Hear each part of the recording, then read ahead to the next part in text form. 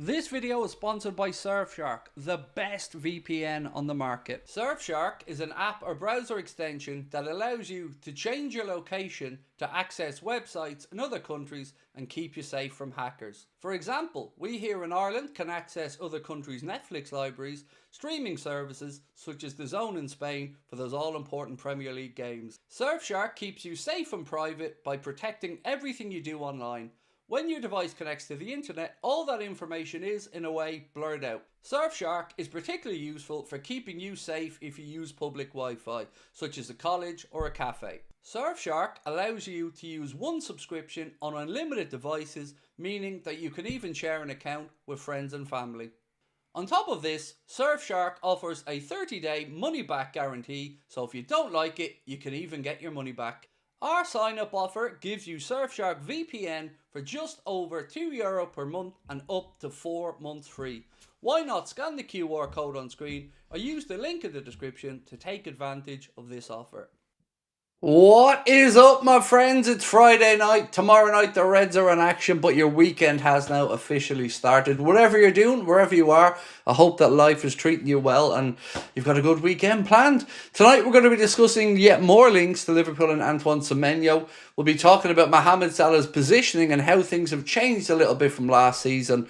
We'll have some whinging from Newcastle fans about being called a smaller club, and it still makes me chuckle. We'll talk about Fede Chiesa winning the Player of the Month award and lots more. As always though, whatever you'd like to discuss, this is your show.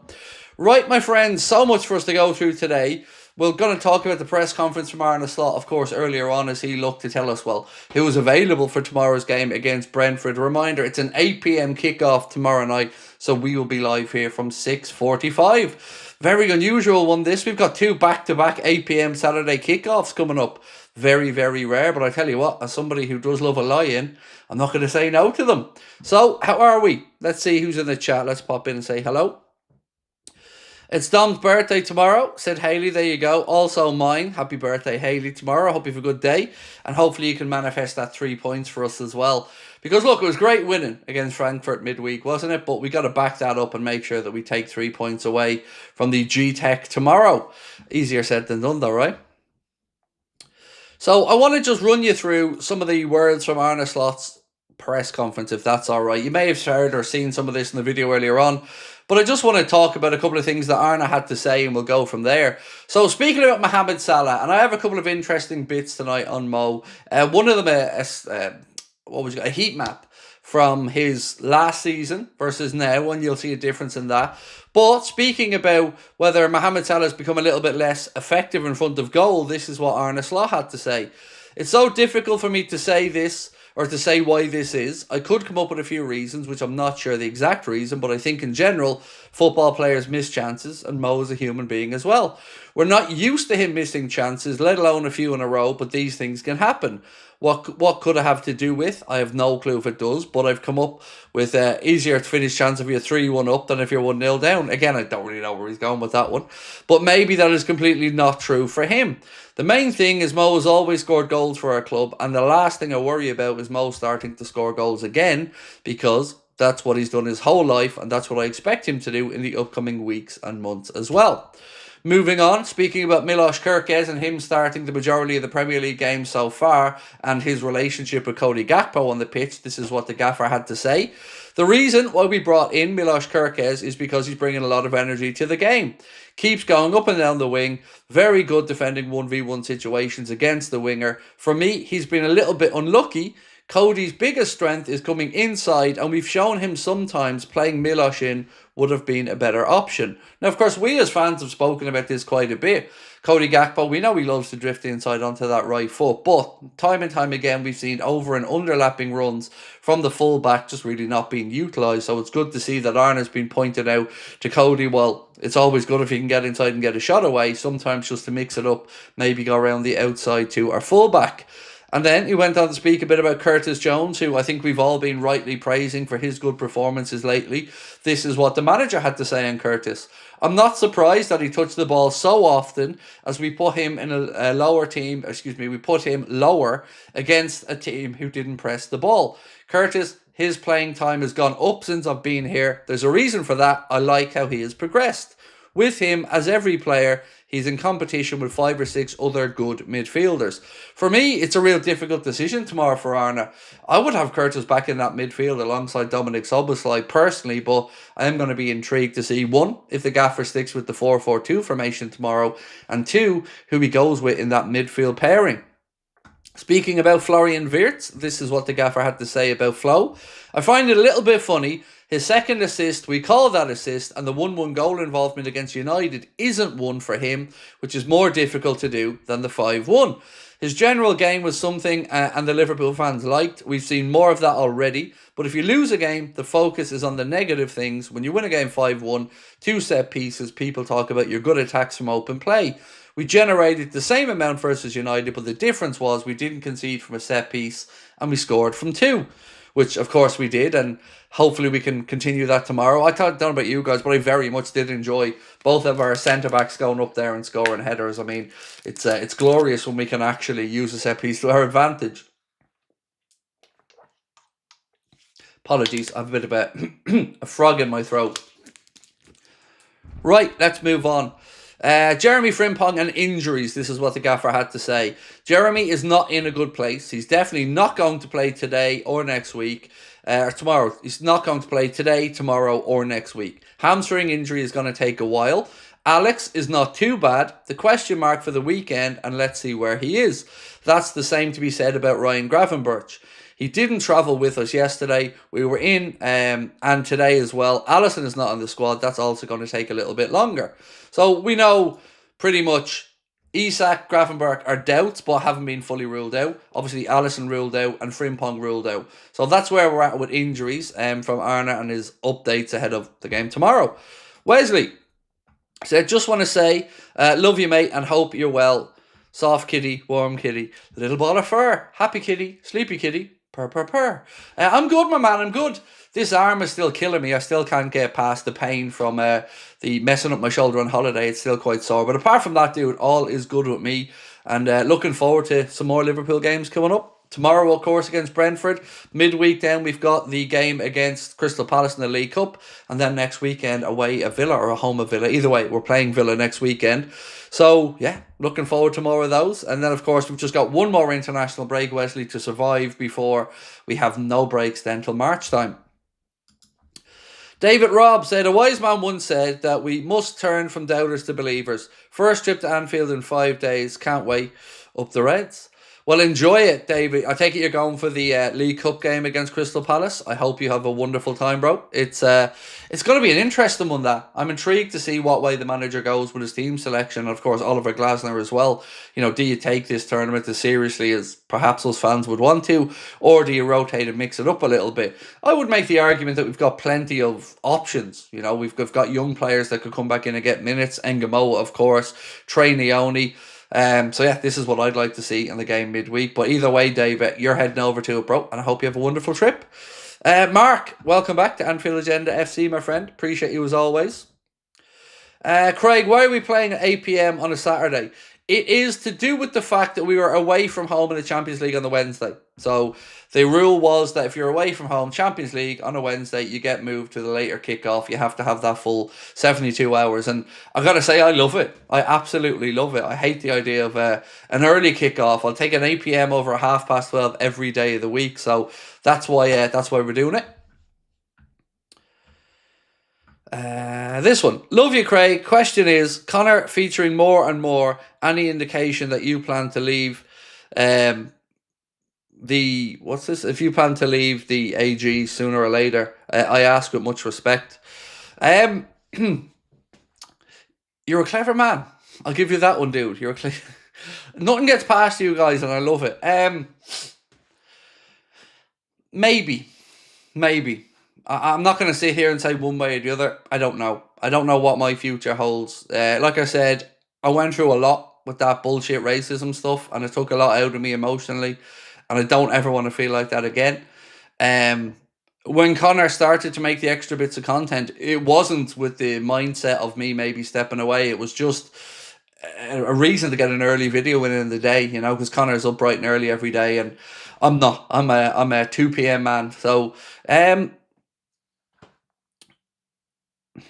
wouldn't rule out me saying bye-bye, you know, in a relatively shorter space of time than maybe I would have liked, or maybe hopefully you would have liked. But I don't know. I don't know yet, mate. I'm one of these kind of see how I feel kind of guys. And, you know, I think the channel would survive without me if it happens. But, you know, you asked a fair question. I'm giving you an honest answer. Truth is, I don't know. There was a time, you know, when I was away on holidays that my mind was pretty much made up that I'm not putting myself through that again. So, I don't know, dude. It's the honest answer. I don't know. But let's wait and see. You know, let's wait and see. Either way, whatever does happen with the channel down the line in the future, I've lived an unbelievable few years on here that I never ever thought possible. So I'm not going to commit one way or the other either way, because I just don't know. I don't know how I'll feel tomorrow. I don't know how I'll feel next week. But I do know I never want to feel that way again. The way I felt when that bullshit racism stuff was thrown my way. It nearly broke me. Right, let's get back into the news, and a bit of a congratulations to Federico Chiesa, who was the Standard Chartered Player of the Month for September, and I think very well deserved as well. Which is ironic considering he had less minutes, but he was an impactful player in what was a pretty poor month for us. So, yeah, good to see Fede get some recognition of that, and I'm sure it won't have gone unnoticed by our manager as well. So hopefully we can see Fede getting some more minutes. So, I did talk about a heat map for Mo, and I'm going to bring that up in a second, but I just want to read through some more of your comments. Craig, what was Serena's reaction to all the singing Warm Kitty to her? She smiled, actually, Dave. She smiled rather than got angry at me. I still don't really know why she doesn't like the song, man. It's a bit of an odd one not to like, isn't it? But yeah, truth is she smiled at it, mate, so that made me smile as well. And I really did appreciate everybody on the night singing along. Hang on, Craig, I've been away for a while. Racism. Yes, apparently saying the word numpty makes you a racist these days, don't you know? Because that's what happened. I was on the watch-along of the game. I can't remember what... Was it the Chelsea game? I can't remember. I think it was the Chelsea game. And I was about to call the referee something, and I think it might have been nonce, but truth is I couldn't 100% say. And somebody put it out onto TikTok that I was trying to say the N-word. And for a few reasons, it's ridiculous. Firstly, I don't use that language. Secondly, I'm talking about a white referee at the time in Anthony Taylor. And people even tried to stitch two clips together to make it look like I was talking towards a black player. But the truth is, I stumbled over the word because I think, and I'm being so honest about this that I'm not even going to say I definitely was going to say the word nonce, but I think I was. And then, you know, with the whole Dave Racoot stuff, I probably backtracked very quickly, and the word numpty is what came out of my mouth. And somehow that made me a racist. And people actually bought into that shit. And people actually thought that I was a racist. And I had my 13-year-old autistic son saying, Daddy, why are people calling you a racist? And I explained it to him, and he looked at me as if to say, you're either lying or this is ridiculous. One or the other. And it was this is ridiculous. So yeah, like I said, I've never had any self-harm thoughts. But during that period, I came close. And I don't say that lightly, like I said at the time. I've been threatened on here. I've been, you know, laughed at on here, and it's never gotten to me in the same way that did. It cut deep because I go out of my way to make sure that I am the exact opposite. I want to be an influence on people. It's a positive one, an inclusive one. And that cut very, very deep. And I actually can't believe that some people thought that low of me. Where are we at? Haley, nice to see you in as well. Mike, Manser, obviously lovely to see you in, bro. The Silver Bear, I love you, Craig and AG. Appreciate the honesty. Yeah, always honest, mate. You know, I will always give you an honest answer. You might want to hear the honest answer sometimes, but I'll always be honest. Does Mo seem distracted by something? Grief. It's impossible to know. Look, you can't rule it out, and we've said this a few times. You absolutely cannot rule out grief being a factor, and rightly so. But what I would say is the same as I've said all the way through. If he is suffering, or any of the players are suffering more so, you know, I think that's even more of a reason for them to be given a break. And support, of course, any support that they need. But we are just speculating, because I don't know what's up with Mo. I don't know if it's the Diogo stuff. I don't know if it's a change of personnel. I don't know if it's just a bit of bad form. It's you know, it'd be impossible for me to say. But I was looking at Sky Sports earlier on, and they had a very Why won't this drag out for me? 1 second. Huh, that's weird. They had a very interesting graphic that for some reason it's not letting me drag out to show you guys. But it's basically Mohamed Salah's heat map. And his heat map from 25-26 and his heat map from 24-25. And the heat map gives one very stark difference when you look at it. In 2024-2025, he had far more time on the left-hand side, or the right-hand side of the opposition penalty area, as well as the right wing. So he was able to get into the penalty area quite a bit. Whereas if you look at his heat map for so far this season, the strongest area for him is that wide right position. He's not getting into the penalty area as much as he did last year. Now, the reason for that could be twofold. It could be the Trent Alexander-Arnold situation, and it could be just maybe he's been marked out of the game and being kept wide a bit more. But it really did strike me, the difference, because on this heat map, there's no red in the penalty area this season, whereas last season, yes, there was a lot of red in the wide right position, but there was also some in the 90-degree angle at the front of the 18-yard box. So that's one very stark difference between Mo last season and this season.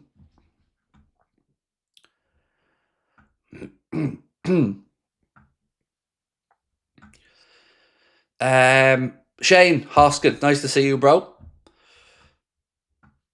Dave said, you're not going anywhere while I'll start the studio build. Well, the studio build could be anything, Dave. If I hang up the microphone, the studio build can equally become a family room or, a gym or anything. So, it's a room at the end of the day. Right, I want to talk about something that we haven't really discussed too much. So I think we've covered almost every angle on Mo. But one angle that we haven't really spoken about is the age factor. Now, Sky Sports put a really interesting stat of players aged 33 and over and the most goals they scored in a single season in the Premier League. Now, of course, we know Mo is now 33 years of age. And this kind of surprised me. There's only one player, one player at age 33 or over who scored above 20 Premier League goals in one season. And that was Alan Shearer in 2003-2004.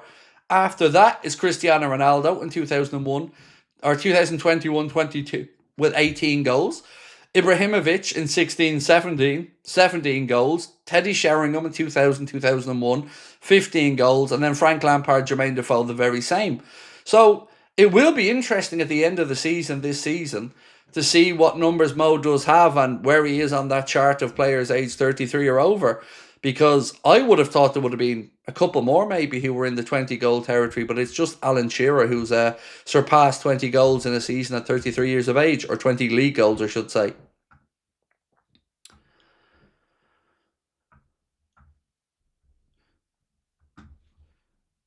A dude on Instagram used a clip from an entirely different game to make it look like Craig was referring to a black dude. Nobody really bought it, but that's defamation, isn't it? That's the thing I'm saying, mate. It's scumbag behaviour. And I don't know what else to say about it. Even to make the leap from numpty towards the N-word, I just found the whole thing really just silly. But it had real world ramifications for me and my family, and that's what made me really angry about it. It's one thing if you say something stupid and you get in trouble about it and, you hold your hands up and you say you were sorry, but I didn't fucking do anything wrong. And I ain't apologising for doing anything wrong. And the really annoying part of it is I can't get any pushback on the people that did it. They're just free to do what they want, lie about me and try to ruin my reputation. And I just have to sit here like a spa and take it. It's just annoying.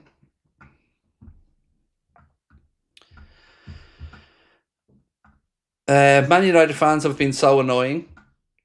Look, they've been waiting a long time for that win. So, yeah, let them enjoy it. For us, I'm still frustrated about our performance. Well, not so much our performance, but the result. To lose to that lot still doesn't sit well with me. So, let's wait and see. Billy Beckner said, Craig, I think Salah could benefit from the 4-4-2 system because he's having trouble taking on defenders. If we put him as a striker close to goal, I think he could benefit him. Thoughts? Well, we talked about that today on the podcast, actually. We had a good segment on this. So that is going to come out at 10:45 tonight. So if you do have a chance, please watch it. But Yeah, we discussed that, and I think I agree with you. You know, a lot of us have been talking about a 4-4-2, or even Mo playing centrally, I should say.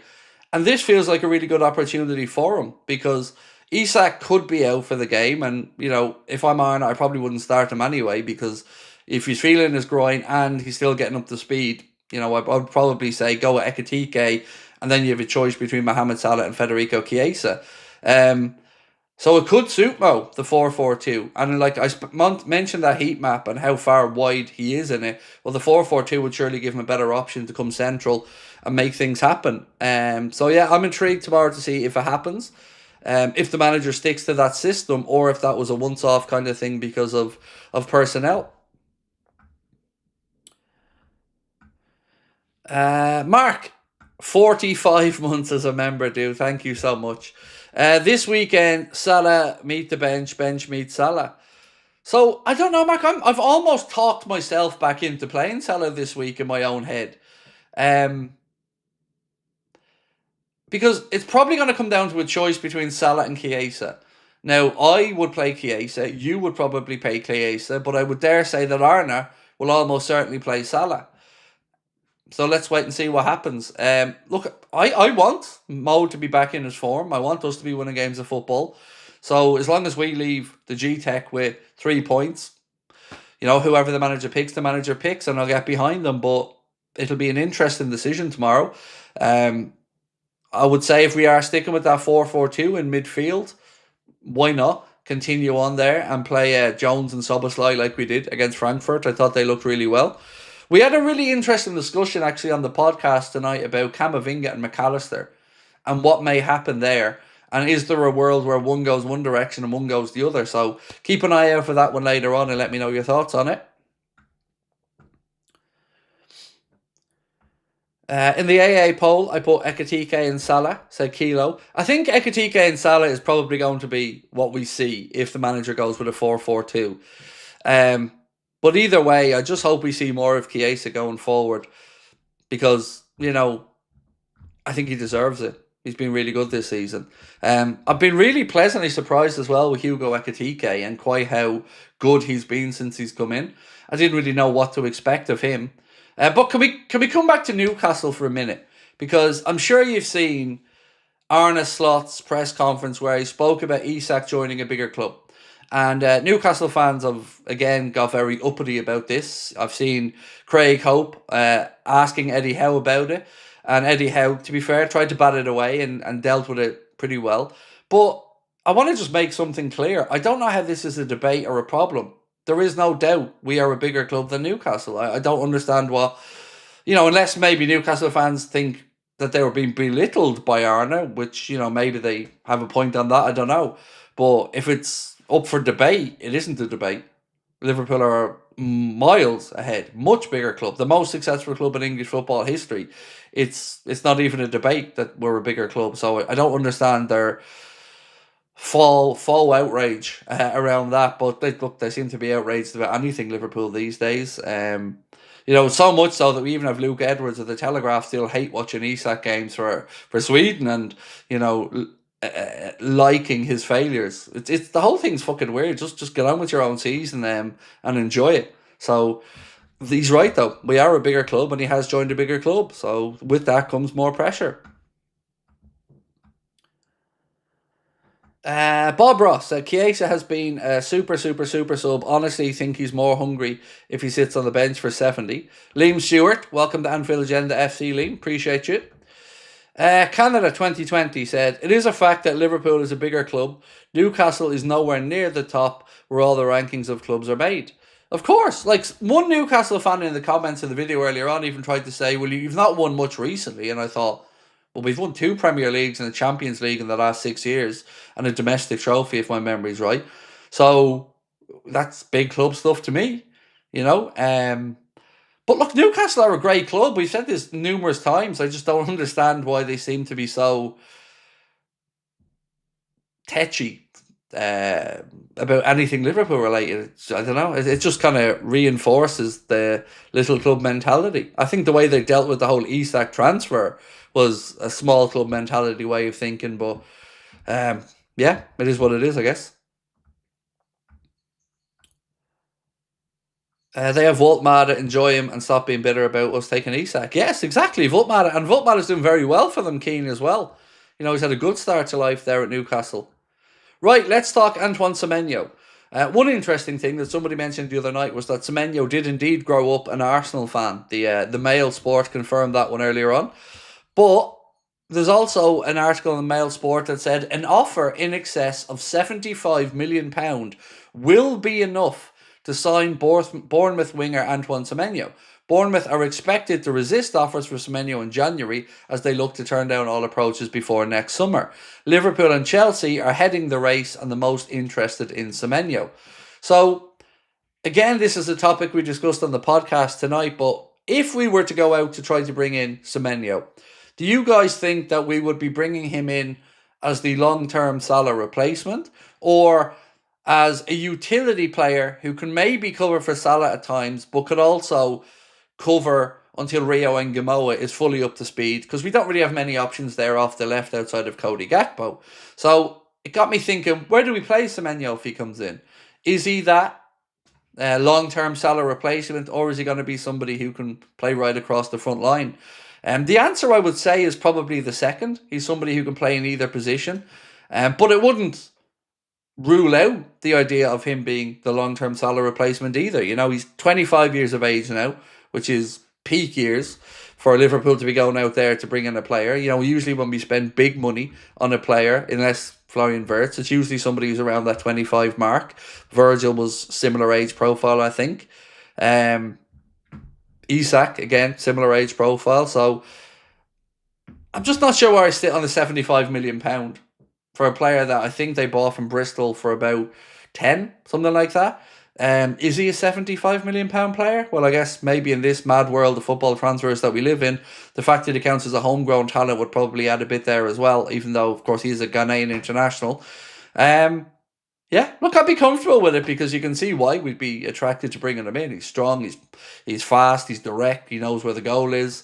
So it'll be interesting to see. There was more talk as well that it was close whether we put in a bid or not in the summer, but ultimately Liverpool didn't want to block the pathway for Rio Ngamoa, so opted against Semenyo, and it looks like now we're considering revisiting that. John Irving, thank you, bro, for gifting 5 Anfield Agenda memberships. Very, very kind of you, sir, and I'm sure much appreciated. Canada 2020 said, if we get Semenyo, does it mean we don't get Elise? I would say so, you know, but look, I can't tell you anything categorically, but my thought on it would be yes, it probably would rule that one out. Because if we brought in Semenyo and Salah stayed, then you've got Semenyo, Salah, Isak Ekitike, Chiesa, Gakpo, and Ngamoa. So something would have to give there. I couldn't imagine us bringing in another player. But I wonder, is the thought process that Rio, you know, give him a little bit more time to develop? So if you bring in Semenyo, and let's say Rio is used sparingly for the remainder of this season, then maybe going to next season you start to taper down Salah's minutes and prepare for life after Salah, and then you've got Semenyo as an option that side, and of course. But Connor made a good show. He thinks that if we were to bring in Antoine Semenyo, the most likely departure would be Federico Chiesa. And again, I could understand that way of thinking, particularly as it looks like the manager doesn't really want to be playing Chiesa from the start too often. So I think that was a very interesting shout from Connor, and he could very well be right, you know. David Robb said, I think Elise is your long-term Salah replacement. I hope so. Because if I was to go out and cherry pick one, he'd be right at the very top of that list. You know, I like Nico Williams as well, but I do love the idea of Elise, and, you know, in 2 years' time, he would still be, I think, 24, 25 at that point. So, yeah, wouldn't say no. And then if you had Semenyo as well, you know, what would we think if Semenyo was the Chiesa replacement? I know we're all in love with Federico Chiesa, you know, many of us big fans of his, but yeah, I think Connor might be right with it. I wouldn't have thought of it beforehand, to be honest, but when Connor said it, I thought, you know what, there's probably some sense to this. Right, so English Premier League, Keane's just sent me on a stat from Squawka, thank you, Keane, which is possessions won in the attacking third. So possession won back in the attacking third. Antoine Semenyo is at the very top of that list And that is something that is really important because we haven't been pressing well enough. We just haven't been. So if Semenyo, again, is a pressing machine and is capable of winning the ball back high up the pitch, that would certainly go in the plus column. So on the list, Antoine Semenyo has 9 possessions won back in the attacking third. Second on the list is Bruno Guimaraes. Then Ndiaye of Everton as well. Then it's Grealish, McGinn, Stack, Rodgers and Salah, who all have 7. So Mo's up there as well with possessions won back in the final third. And then it's Madueke and Wirtz. So he would fit in from that regard anyway. L Stew 86 said, I've said for years that Schlotterbeck is a Liverpool player, perfect for us barring injuries. I've got to say, I haven't a wealth of experience watching Nico Schlotterbeck. So I'm going to have to kind of bow down to your knowledge on this one. He's not a player that I've watched all that much of because I don't really watch too much of the Bundesliga. Murillo is a player that I wouldn't mind Liverpool looking at. But again, the topic today around centre-backs came back to what's going to happen with Mark Gay in January. And also, where are we at with Canade? I want to ask this question because we haven't really spoke about Canade's contract in a little bit. So 1 second.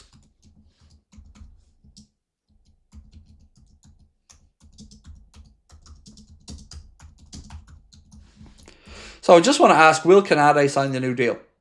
Because I keep going back and forth in my mind on this one. Some days I'm very downbeat about it. Other days I'm really optimistic about it. So yeah, let me know what you guys think about it. Because I'm also wondering, you know, if the plan for him was maybe Real Madrid. Well, are Real Madrid now maybe having second thoughts? Because they've got Upamecano as an option. Canade as an option as things stand. And of course, Mark Gay as a potential option there as well. Barcelona are also taking a strong look at Mark Gay. Of course, as Liverpool fans, we have our fingers crossed that Mark Gay does make the move to Liverpool, but we are somewhat at a disadvantage in January as we can't talk to him the same way as I've mentioned before. Bayern could, Real Madrid could, Barcelona could because they're all outside of the English Premier League. So Lauren said, I love the podcasts, mate. Thank you. I'm very much enjoying them as well. We're recording another one on, what day did we say? Tuesday. So one today, it's coming out at 11:15, and then we've another one in the books to record on Tuesday. SNB74 said, if Salah's form doesn't improve, would you sell him in January or the summer and buy another younger player? I think I'd like to give Mo the season. No matter what happens, for me, I think the season for Mo, like I don't want to be selling him in January. So I would see out the season one way or the other. And even at that, I still do think he'll turn it around. You know, I'm frustrated that we're not seeing the best of him. And I don't think he deserves to start games, but I am somebody who does think he'll turn it around because, you know, you don't just become old and bad like that overnight. So I wouldn't be selling them in January anyway, but summer, you know, let's wait and see. 34 at that point. We also had the discussion about evaluation of Mo on tonight's stream. Like, what would you value a player in January, let's say, at his age? I wouldn't have a clue how to go about it. If he's going to Saudi, you'd probably expect there to be a bit of a premium on it. But even just saying the words out loud, selling Mohamed Salah, it just makes me shudder because I don't want it to happen. I firmly believe that when he signed his new contract that he'd see out those 2 years and that would be the time then where we say goodbye. With Virgil, I thought there could be a possibility that there could be a little extension for another year or two because centre-backs can go on that bit longer. But I did think Mo would see out the 2 years and there was no chance we'd sell him partway through the deal or anything. So that's where my head's at, and that's kind of where my head's still at with it. Jonathan O'Shea said, I wouldn't mind him going and definitely think he will, but hopefully he keeps his preference up. Look, I just want Mo to get back to enjoying his football, looking happy and delivering goals. I always expected his goal tally to be less this season because, of course, we brought in a lot of other forwards. You brought Wirtz in, you brought Ekitike in, you brought Isak in, Gakpo chips in with a few. So in one way, I think we're already starting to prepare for life after Salah by bringing in these players and trying to take some of the burden off them. But ironically, the burden being taken off him can also be looked at as if his form is dropping. And I keep coming back to the thing that was said by who's the former player that I was talking about the other day, Troy Deeney, when he was saying that like Liverpool have a lot of, let's call it, I don't want to say egos because that's not fair, a lot of star players. So Salah was the guy at Liverpool, Isak was the guy at Newcastle, Ekitike the guy at Frankfurt, Wirtz the guy at Leverkusen. Now they've all come into a new team, and is there a kind of bit of a battle for top dog status? I don't know, but it wouldn't be out of the realms of possibility, I don't think, with so many guys. Because you've got Ekitike wanting to prove a point that he's the guy over Isak. So you've got that battle straight out. Then you've also got Salah, of course, who, you know, is paid the highest and is the standard bearer in the front line and has been for years. It's a difficult one. But I don't think we should be talking about all of this as a problem, because we wanted these type of problems. We wanted to have multiple options up top. We wanted to have talent all around the pitch. So I guess it's up to Arna now to knit it all together and, you know, make it work.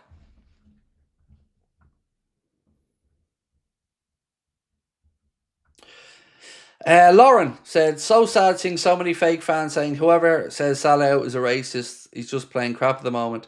It's unfortunately the way of the modern world, Lauren. I've spoken about this at length, my take on anybody using criticism as a way to undermine us, you know, whether it's race or whether, you know, you say he shouldn't be playing and people say you're racist. There's always something, you know, and it couldn't just be that we're being honest and saying that he's not playing well, because we've said it about many players this season and, you know, we've all been honest about it. And Salah hasn't been playing well, and that's bared out by the numbers. It's bared out by the touches he has in the opposition half. It's bared out by the positions he's taken up on the pitch. You know, he just isn't himself. So, for whatever reason, I do think taking him out of the firing line for a little bit and giving him a breather wouldn't be a bad thing. And I also think we look pretty good on Wednesday against Eintracht Frankfurt without him in the team. That could have been because the opposition weren't great. You know, I said going into the game, they've had some really big losses, and this could be a perfect game for us to put some past them and get some confidence.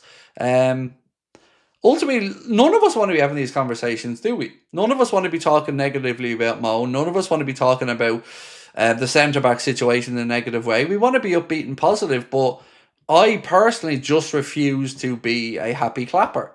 It's not going to be me. It's never been me, and it won't be me. You know, when people need praising, I like to think I give them that praise. But when it comes time to hold people to account, I think honesty is important there as well. Because, you know, this whole if you can't support us when we lose, don't support us when we win stuff does my head in. Because it's just not human nature. You know, it's a difference between being critical and the get this guy out of my club stuff, which is disgusting. And you've never heard on here. Except once I said something about Nunes and Salah when we played United, I think a year ago. I said they can piss off the Saudi or something like that at the time. But other than that, you know, I just think people are being honest about what they're seeing. John said all new memberships have been taken now. They've all gone to endure the ranting you're famous for. Here's hoping tomorrow's outing gives a real performance like Tuesday. Primo comes good again. Well, thank you, John, as always, for your support, mate. I really do appreciate it, and your generosity towards people as well with the gifted memberships. And I do love a rant, mate. I do love a rant even off camera. Like in real life, I'm a ranty dude. That's just the kind of person that I am. I'm an emotional fella. And I could rant at you 1 minute and I could be smiling and laughing with you 2 minutes later. Just ask my wife. But with Mo, I do believe he'll come good, John. You know, and this is what I'm trying to get across to people. I might be being critical of him, but I do think he turns it round because, you know, last year was probably the outlier. He probably overperformed last year. And this year, you know, a 7-game, now 8-game, I guess, if you include the minutes he came off, with no goals from open play. It's for Mo, that's a long time. But it's a team game. And if Mo isn't playing well and we're still winning games, then I think it isn't as big an issue. But when your star man isn't playing well and also the results aren't going well, I think people just tend to obviously speak from frustration, and I'm certainly part of that as well. Alan said, any more details on Salah and social media? Not that I'm aware of, mate. You know, I had my say, and I don't want to keep going back over it because I don't want to just add more into it. But, like I said, I always felt like he knew what he was doing when he did that. But, it's his prerogative. Andy said, just got out of work finally. I would drop Salah at the weekend just to send the message that he's part of a team and he needs to act like an adult. So, look, I did the preview and I'll run you through my team now again just in case you haven't seen it. And in my team, Salah doesn't start. Sort of for the reasons that you've said, Andy, and sort of because I just don't think his form is there. So my team to take on Brentford would be Mamardashvili, Bradley, Kanade, Virgil, Robertson. If we're sticking with a 4-4-2, I would have Wirtz on the right again, Gakpo on the left. I would put Jones and Szoboszlai in the middle of the park, and up top I would go with Ekitike and Chiesa. But again, I could understand if the manager went with Ekitike and Salah. But that I'm genuinely intrigued to see if we stick with the 4-4-2 tomorrow or if he goes back to 4-3-3.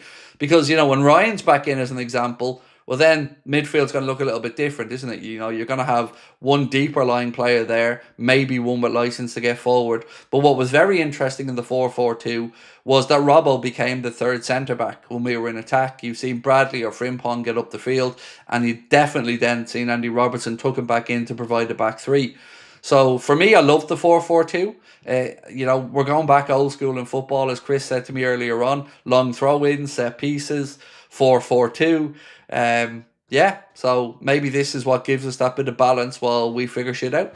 I would never have thought of Wirtz on the right-hand side of a midfield four, but it worked against Frankfurt. So, if it's not broke, don't fix it. Or if it's not broken, don't fix it there. That's the one. Liam said, after Slot, will it be Klopp? No. If you were to ask me right now, Liam, if Arne retired tomorrow or quit tomorrow, somebody said a name to me the other night on the stream, and as soon as they said it, I went, and it's Andoni Iraola. Now, like I said, Arne's Liverpool's manager, and he's talking about a contract extension with the club. But you said, will it be Klopp after Slot? I don't think so, but I would always welcome Jurgen back to the club at any point because Jurgen's a god to me. But Iraola would be probably a name I would guess we'd have a look at next. If something was to happen and Arne was to quit or be fired, which again isn't going to happen, but just for the sake of your point, I would say Iraola's probably right now more likely. Joseph said, hey Craig, excited for tomorrow? Yes, I definitely am. For two reasons as well. I'm looking forward to the boxing tomorrow night, and I'm going to watch back after, watch along as well. But yeah, of course, want us to get back to winning ways. If we can beat Brentford tomorrow, then obviously we can carry in some momentum into the midweek game in the League Cup, and then next weekend a tricky game against Villa. So yeah, it's look, we don't really have wiggle room now. We can't be letting Arsenal pull further away, so it's up to us to just keep digging out results for now. I'll be really relieved when the November international break is over and we know that we don't have to deal with international football again until March time.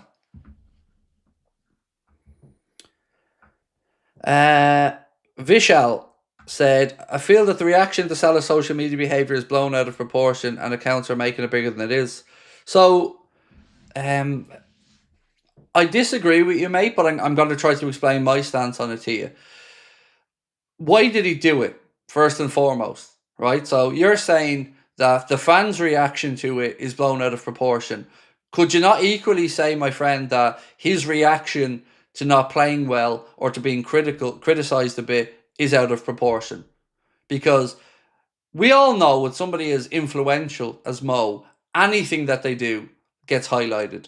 So after a game where you've missed some chances and you come in for a bit of criticism, you remove Liverpool from your X account. Why? Why? So when people are left with an uncertainty, that void is going to be filled with speculation.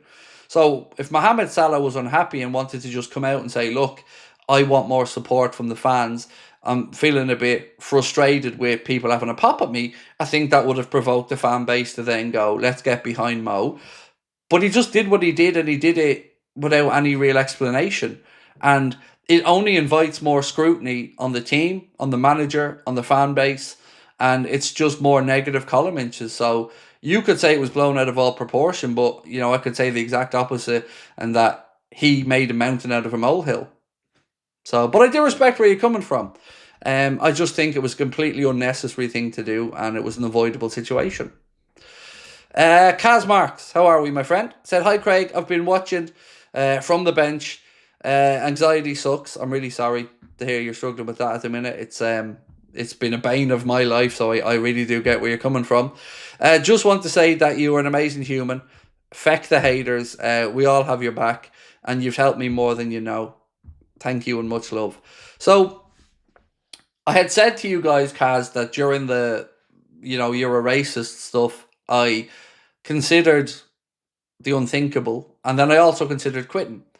But everything changed in that regard with regards to how I think people view me when I went to Liverpool. So I went over to Liverpool for the game, and then I did my last ever stage show on Sunday night as well after the game. And what I took away from that trip to Liverpool was that the channel, and I guess by extension me, mean a lot more to a lot more people than I ever thought. Because I didn't have a single negative interaction. I'm sure there are people who don't like me, but they kept that opinion to themselves, and nobody had anything but good things to say to me. At the game, people were stopping me for photos, staff inside were stopping me for photos, and everybody had a kind word to say. But what really got me was the live show, because I had mothers coming up to me talking about the good influence I am on their children, and how I've kept their kids off the street, and how the channel and the community has gotten them through some difficult times. And that meant more to me than I could ever explain, because I'm a parent, and I've spoken about my fear for this generation of the wrong guidance they're being given by influential people who are just misogynistic arseholes, or who are, just leading people down a dark path with incorrect information. So I left Liverpool feeling far more confident, um, and extremely loved. And it sounds silly and it sounds over the top, but it really meant a lot to me. And I left that venue especially just really proud. Andy said, what got me and what I don't get, why? The shot rather than pass the flow in the last minute was so selfish. And yes, strikers are selfish, but it pissed me off more than it probably should. So for me, I didn't see it in real time, Andy, at the time. People in the chat were mentioning it to me, and I said, I don't remember. And then I seen the screenshot of it.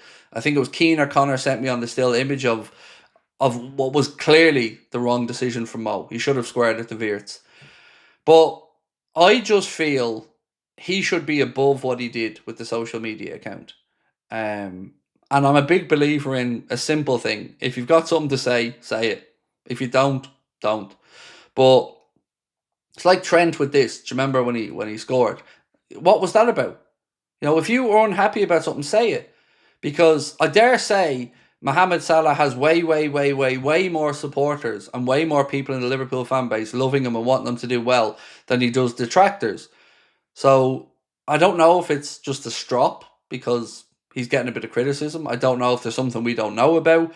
But I do know it's not a good thing for the team and the club overall. And it's entirely avoidable. Same with Darwin when he did it. But with Darwin, we kind of knew it was, he just felt like he was being scapegoated on some stuff.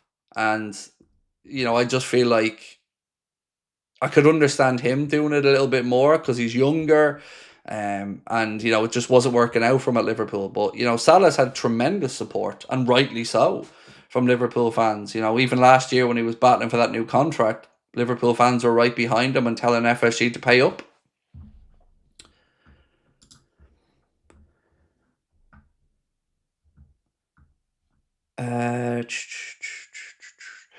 I'd rather players come out and say what they want to say rather than throw little hints out. Same, because, falsehoods are just going to be inserted in.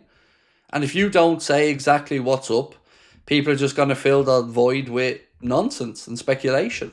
And speculation can move quickly.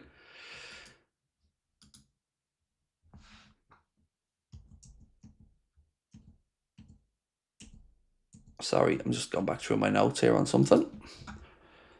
Does anybody know what channel the game's on tomorrow night? TNT Sport, Simon. TNT Sport. I think TNT won, to be precise. This probably would have been a 12:30 kickoff for us if we weren't away in the Champions League, so I'm delighted it's an 8 o'clock one.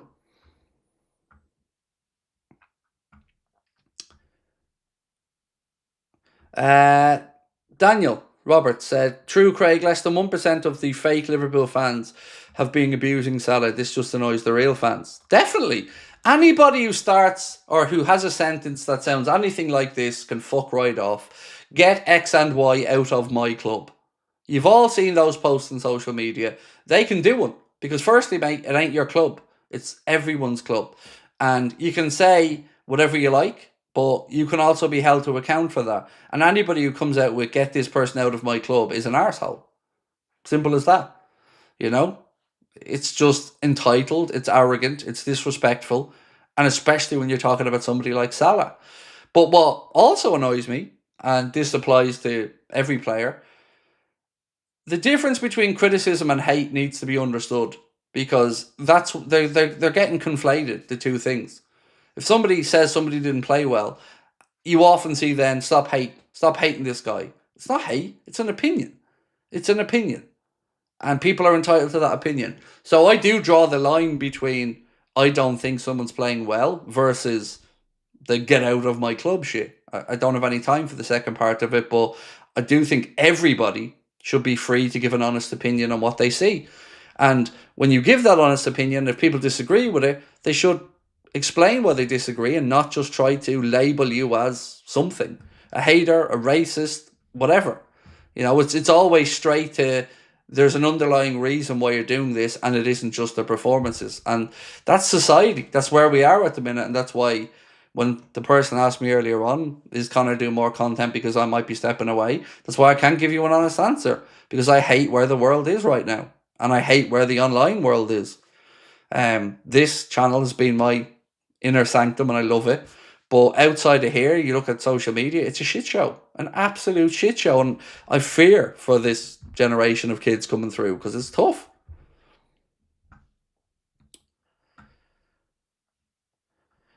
Tim said Mo's form dropped off for the last third of the season, so it's been pretty long bad patching out. I don't disagree, mate. I don't disagree. But I do feel like we have other players who are also not performing that probably we should discuss. So let's have a crack at that.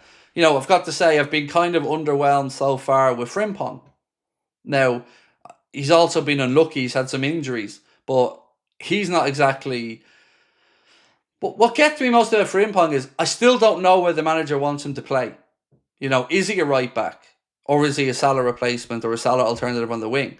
Because I think his actual position is the one he played at Leverkusen, a wing back, but we don't play with a back three. So I don't know where the manager wants to utilise him yet, so that one still confuses me. On the other side with Milos Kerkez, I feel like it's just a settling thing. And, you know, a higher expectation, more eyes on him. He's still a young full-back. So I think he will come good over time, and that one I'm pretty calm about. Wirtz, I never had any doubts about. I always believed Wirtz was going to come good. Ekitike shown what he can do. Isak's an interesting one as well, because we still don't really look like we know how to get the best out of Alexander Isak and how to get him as involved in the game as we'd want them to. So you put all of that together, and then you throw in the poor form from the team. Change of goalkeeper now, of course, as Mamardashvili's come in for Alisson. The death of Diogo Jota and everything that came to, and then the blip of form. I think Liverpool fans just went from this summer where we're all like up here, absolutely buzzing with the transfers, to crashing back down to reality where, you know, we're now looking vulnerable. But I think there's a lot to be said for what people keep saying about the end of last season, in that we won the league and then we kind of coasted through. I think that makes a lot of sense, because you can't just turn form on and off, and you can't just turn intensity on and off. So I do feel like it's been a carry-on from the end of last season, and then obviously a lot of celebrating over the summer as well. And look, when we're talking about things not being a good look, and we mentioned Mohamed Salah with social media, I stand over what I said as well. It's not a good look for me that Arne Slot was over at Dubai or wherever he was. during the international break. I think that's absolutely fucking ridiculous when you're in the midst of a 4-game losing streak, or sorry, a 3-game losing streak that then became a 4-game losing streak. The optics of that, I just don't think was right either.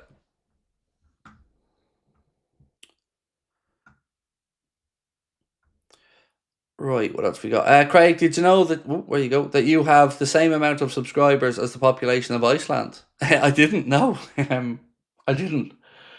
I think I have 353,000 subscribers too many. I always felt undeserving of them, but no, I didn't. I do know that I've got, like, I think twice the amount of subscribers that would live in Wexford, the county that I live in, which is kind of cool. Daniel Roberts said, Craig, is it too early to say we're back in good form? I would definitely say yes, because even at the start of the season where we won our opening 5-6 games, I didn't feel like we were in good form. I felt like we won games of football, some of them late, and that was great. But I don't think we've hit form yet this season to be back to good form. We'll learn a lot tomorrow. You know, Frankfurt was a good win and hopefully a confidence builder. But, you know, we got to back that up with 3 points tomorrow against Brentford, because right now we're 4 points behind Arsenal. Can't let that gap get any bigger. You know, they're keeping clean sheet after clean sheet after clean sheet. So, yeah, let's just get back to winning ways and go about our business game by game. And hopefully we can claw our way back up that league table. Because right now I'm not thinking about Premier League titles. I'm just thinking about making sure that we can, you know, build, become cohesive, pick up points and see where we end up. But at the start of the season, I was 100% dreaming doubles, trebles. Yeah, now I fear a lot of the people in the summer who said too many changes, I think they could have been a bit more right than wrong. But what I would say, to finish off all of that, is I have absolutely zero doubts that when it all does come together, whether that be halfway through this season or the end of this season for next season, going forward, the group that Liverpool have assembled is absolutely incredible. And when it clicks, and when everybody understands their roles, and when everybody understands what the manager wants from them, we're going to take some stopping, because we have assembled a damn good squad.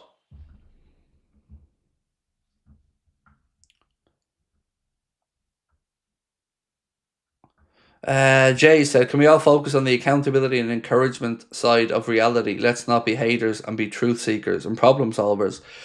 So, hard to really know what you understand entirely in that, mate, but I'm gonna try to answer you as best as I can. Certainly always feel like a criticism and a bit of encouragement is probably a good thing. Accountability and honesty is important, because if you are, like, I would say this about kids, right? If you raise your kids and you keep telling them you're amazing, you're brilliant, the world's your oyster, everybody should do what you say, and you spoil them, as soon as they encounter a problem, as soon as they come up against some hardship in their life, they're probably going to fall apart. And I think it's the same if you repetitively just tell somebody how amazing they are and how great they are and how they can do no wrong. And then when they do come a little bit stuck and they get a bit of criticism, they don't seem to know how to deal with that. And I think that could apply to footballers. Now, I wouldn't say necessarily Salah, because he's been around long enough and his career is extensive enough that he should have navigated that. But younger players in particular, I think, you know, they come through, they're usually the best in their age groups, and they're usually surrounded by people who want to leech off them and make money, whether it be agents or brands or whatever. And they're always told how great they are, how amazing they are, how they're the guy, how they're number one. And that entitlement, you know, when criticisms come, a lot of them don't know how to deal with it. Which is why I think blunt honesty is important. You know, and I loved when Kloppo went into that dressing room, or when it came out that Kloppo came in to say, my old midfield would have had the balls to win that game. Because that's a cutting statement. But it's also, you know, a wake-up call to those players. Did you see Haaland's video? I didn't see the video, but I seen a segment on Sky about it where he's talking about raw milk and tomahawk steaks, and eating with his hands and all that stuff. Look, whatever he's doing, his form's great at the minute, and he's banging in goals for fun. Anthony said, as a person from Cork, Craig, Wexford is a beautiful county to live in. Oh, it's gorgeous, mate. As is your own. Cork's beautiful as well, but Yeah, I really do love living in Wexford. You know, I was born and bred in South Dublin, but I like a quieter, slower pace of life a bit now. So love where we live.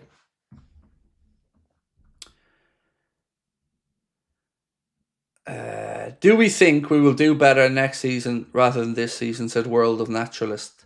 So for me, I'm not really thinking about the league at the minute this season, but I do have an ambition that we can still go to win the Champions League this year. And again, I might be being foolhardy on this, but I'm kind of just thinking about Paris Saint-Germain's season, and if we can peak and click at the right time, then there's nothing to say we can't go into the knockout stages of the Champions League and, you know, go very far. And if we ended the season winning the Champions League or finishing third in the Premier League, it's still a good season to me. If you win one of the two big ones in any year, no matter how it comes about, it's a damn good season. But what we can't do is, I think now midweek becomes a bit bigger than perhaps it was. We can't afford to get knocked out of a competition now as well. So I think we got to make sure that we're at it against Crystal Palace during the week.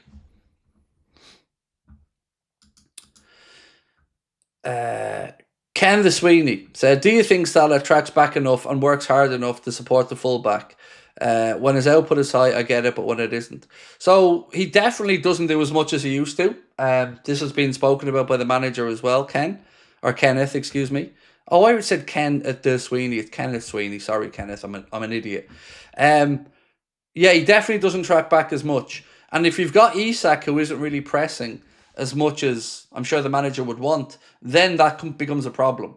Because we need to defend from the front. We need to press. It's part of our identity. And we can carry probably one player who doesn't track back, and that is Mo because of his age. Now, that's not to say Mo doesn't do enough defensive work, because he does work hard.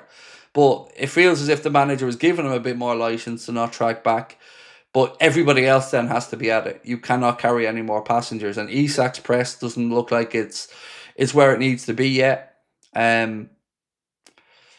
So yeah, I guess the long and short answer is no, I don't think he tracks back enough, but I do think it's now under instruction rather than any type of laziness or anything.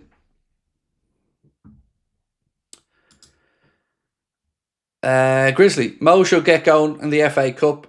Just needs to see a few on the back of the net. Next year will be the deadly one. This is all learning. Certainly is all learning, yeah.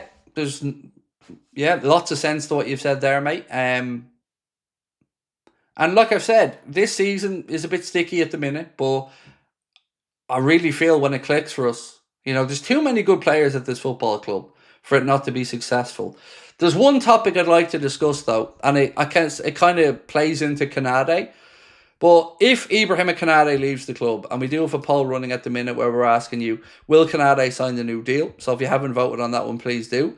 But if he leaves, or even if he doesn't, I don't want this situation to arise again, where we have a player in the prime of their career inside the last year of the contract. It cannot happen again. We've seen Trent walk out and leave on a free in the prime of his career.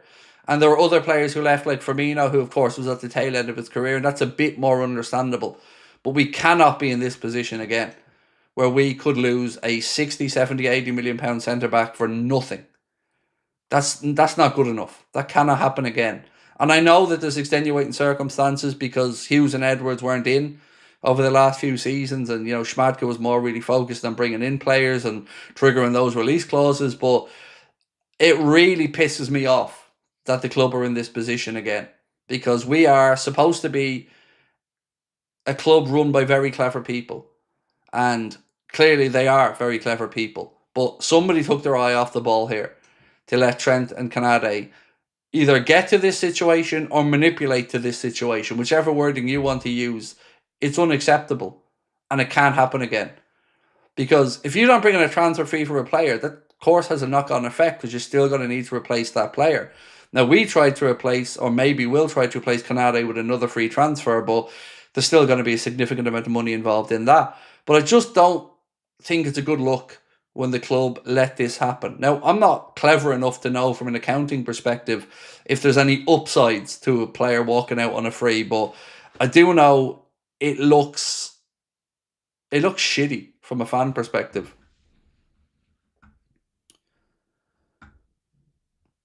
Do I think Canade is worth that much? I think you're trying to say.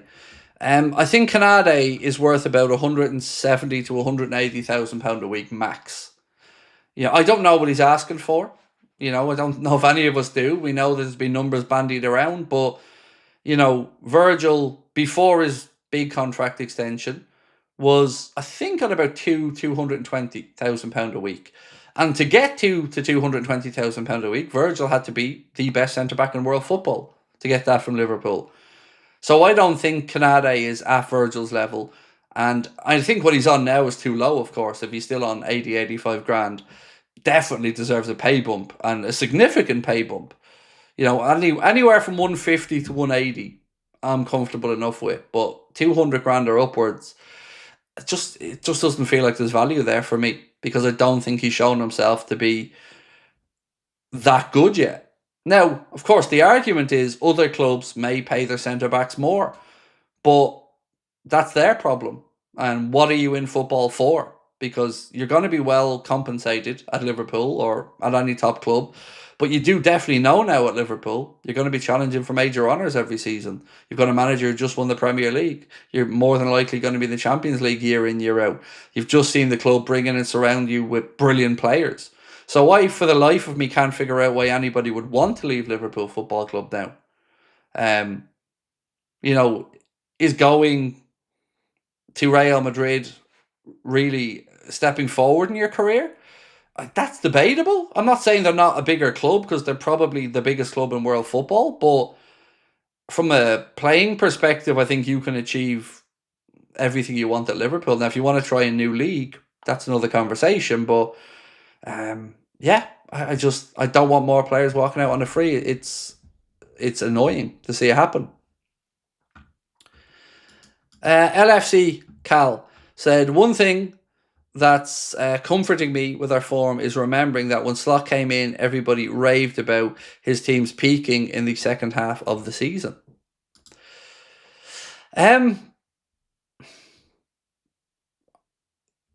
What comforts me, like I said earlier on, LFC Cal, is just the players are too good for this to continue. Like, truthfully, they're too good. We do need to, I think, address the centre-back situation, because I think we're running a risk with the centre-backs the way we have. One more injury and our season could be really up shit creek. And we don't want to overplay the guys either. So Virgil is going to need to be rested. Canade is going to need to be rested. And we need to have bodies that are able to come in and do that. So for me, there's no excuse not to sign a centre-back in January, and I'll be extremely pissed off if we don't. David, how are we, sir? Evening, Craig, bro, and lovely community. Always nice to see you in, sir. I hope you're looking forward to the game tomorrow night. Kenneth Sweeney, I got it this time, Kenneth. I got it this time. Said the French camp are angling club to sign on fees. Mbappe, Canade, and Upamecano that can all take sign-on fees. Correct me if I'm wrong. So, yeah, of course it's profitable for a player to leave on a free, because, as you've said, they do get that big chunky signing on fee and usually a fairly high wage as well.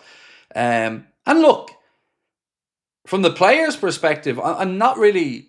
I was angry at Trent for walking out to go to Madrid because it's his boyhood club. But if I was a player, and I wanted to move, well, at least if you're on a free, you dictate your own future. So you take that out of the club's hands. So I can always understand it from a player's perspective. And you could also put out the argument that once they fulfill their contract, well, they've done what they signed up to do. But, just from a club, selfishly, from a club perspective, you want to protect your assets. And you want to make sure that somebody in the prime of their career, if you lose them, it's going to be for a fee. And see 2 years in a row, maybe two big players from our title-winning teams walk out the door to maybe join Madrid for nothing. It doesn't seem clever.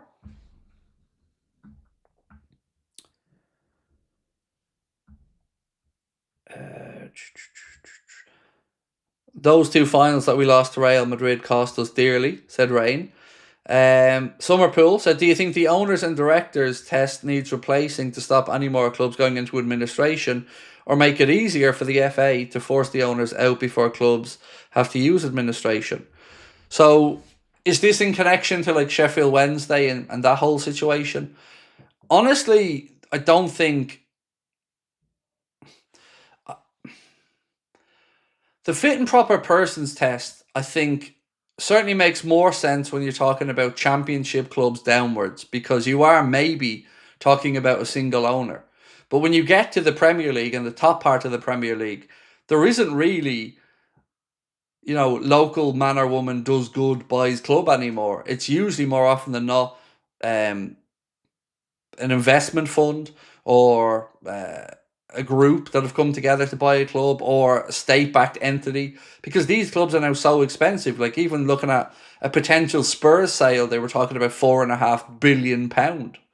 So, those tests would be very difficult to conduct on somebody like, let's say, I don't know, I don't want to put a name out there because I don't want to disrespect anybody, but it's a lot easier to look over an owner who wants to buy one club who has, a background and history of business, and the club's worth 50 million quid, than a multi-billion-pound entity.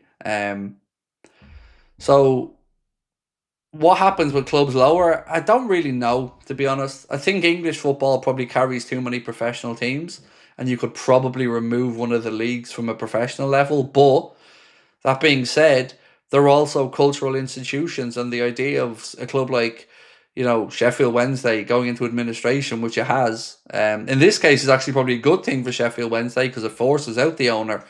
But the Hicks and Gillette stuff with us, that was just shitty. That was horrible. I hated all of that. Never once did I feel the club were going to go bust because it was too valuable to go bust. But um, without knowing the ins and outs of what is the fit and proper persons director's test, I can't really answer the question fairly because I don't know what the criteria is.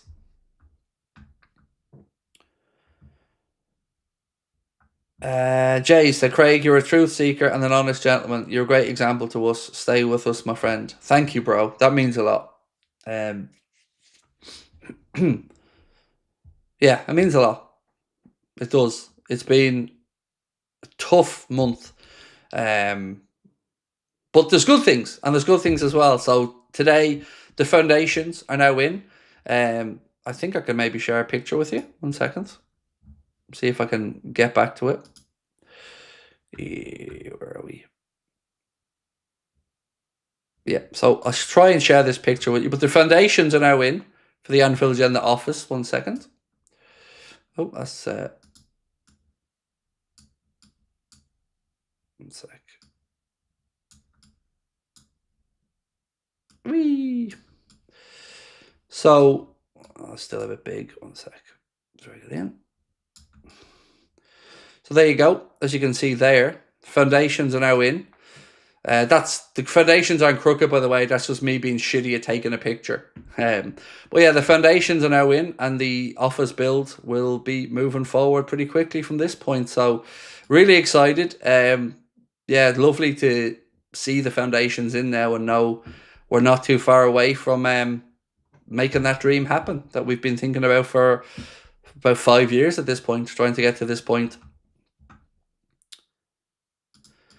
Kenneth said, Canade is leaving because Madrid will give him 10 to 20 million, not because Liverpool won't give him 250k. Love the show, Craig. Last post, you're a legend. Thank you, bro. But if he stayed at Liverpool, right, he would get a signing on fee anyway. Now, I don't know if it would be 10 to 20 million. I'd be a liar to tell you I know what it is. But in this scenario where his contract's about to run down, he would get a loyalty fee and a signing on bonus. So I don't necessarily know if it is just the lure of more money from Madrid that is, maybe charming him. But I also don't know if Madrid are still looking as favourably on Canade as maybe they once were. Because like we said, Upamecano, Gay, Canade, they're all options that Madrid can look at in a similar circumstance, all on freeze. And if you were to say right now, if you put those three defenders in front of a club's director and said pick one, you're probably going to pick Mark Gay right now because, he's probably, as much as I don't watch all that much of Upamecano, he's probably playing the best out of the three of them.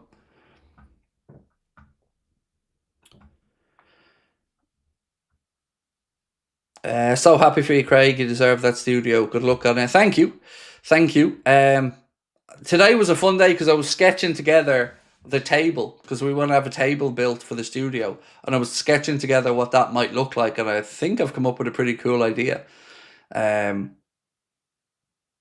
So yeah, I think I've come up with a pretty cool idea. So I'm looking forward to it. You guys won't see the inside of it until it's ready to go, because I don't want to rush into the studio. So when it's built, I want to make sure it's fully kitted out properly, and then we'll go from there. But yeah, exciting times. As you know, I've been in the corner of my living room now for 6 years doing this. So to move into a dedicated space would be great, but it's only because of your support.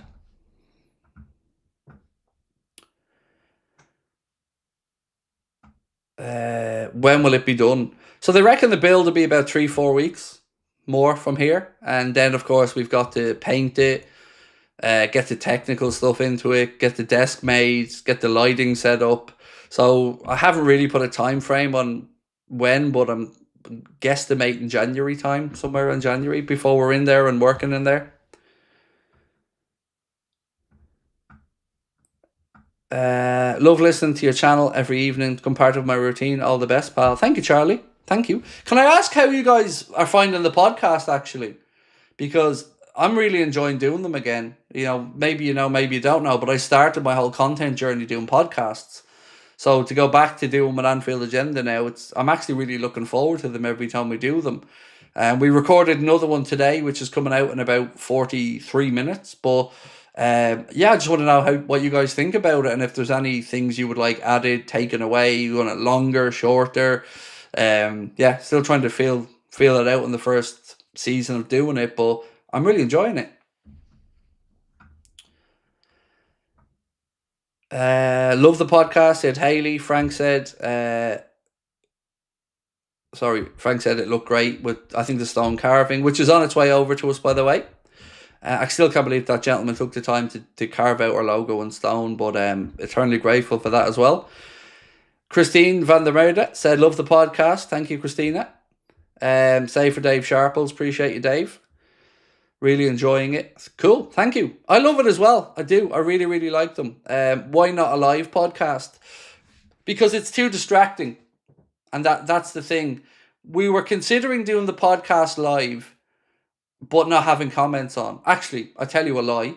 We were considering doing the podcast live for members only, but not having comments on, and then putting it out to everybody afterwards. So that's still something we're thinking about. But if you do something live like this, the comments are so distracting, because you're in the middle of a segment and then you don't want to ignore the comments, so you're dropping into the comments, you're picking out a comment or two. A lot of the times the comments are discussing something that you talked about a few minutes ago, and then you kind of gone back and forth, and it just doesn't help the flow of a podcast. But I did say to Connor this week, it might be a nice perk for members if we record the podcast live, turn comments off, but then put it out to everybody else maybe a few hours later. So that's something we're thinking of at the minute.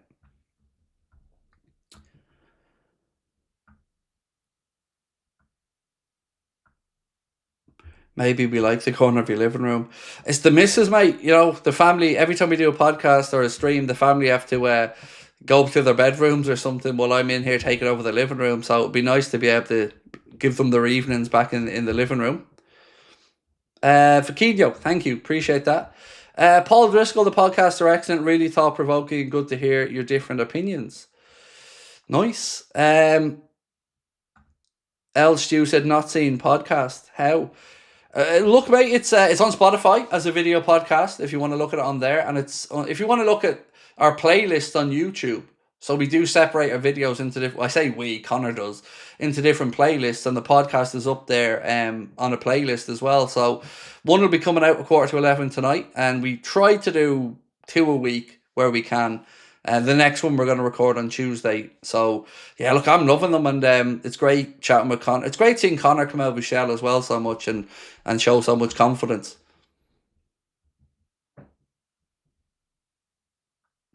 Kathy Jones said, I thought I'd let you know, I live in the Isle of Man.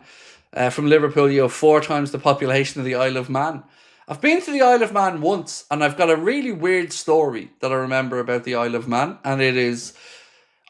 Do you ever know that you remember the most random things, Kathy, in life? Like a smell from a particular place or and the thing that I remember about going to the Isle of Man as a kid was wandering into the bathroom in the hotel. I think I was going to the toilet, I washed my hands, and then I seen my father's razor, his face razor. And I must have been 6 at this point. And I remember shaving my finger and cutting my finger with the blade. But that's all I remember about the whole trip is just that holding a little plastic Gillette razor or a Bic razor or whatever it was and just running it on my finger as a stupid child and just cutting my finger with it and then yeah, probably crying with the blood, but that's my only memory of the Isle of Man. Jay said, Craig, you're a master at what you do, juggling real time and looking cool doing it. Thank you. It's really difficult doing live content. Really difficult, but I wouldn't want it any other way.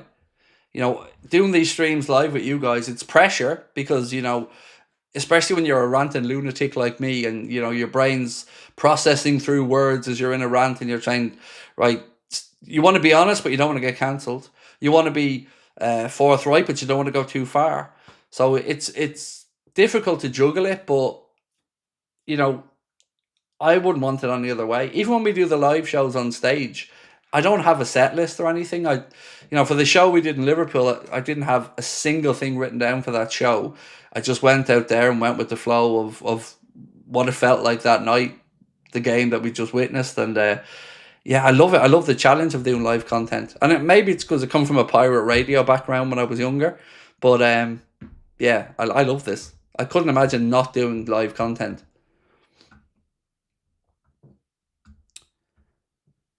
Is that Sporting centre back going for now because we need one? I'm glad you brought that up, Adam, and thank you because Ousmane Diomande would be right up at the top of my list of potential centre backs.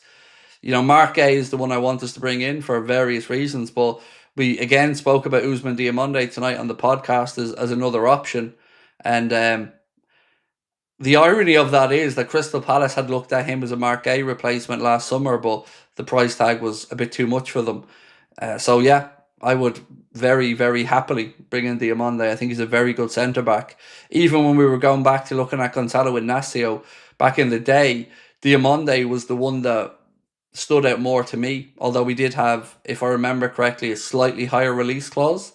I don't know if it's changed now, but he did have a release clause at about 70 million euro or something like that in his contract.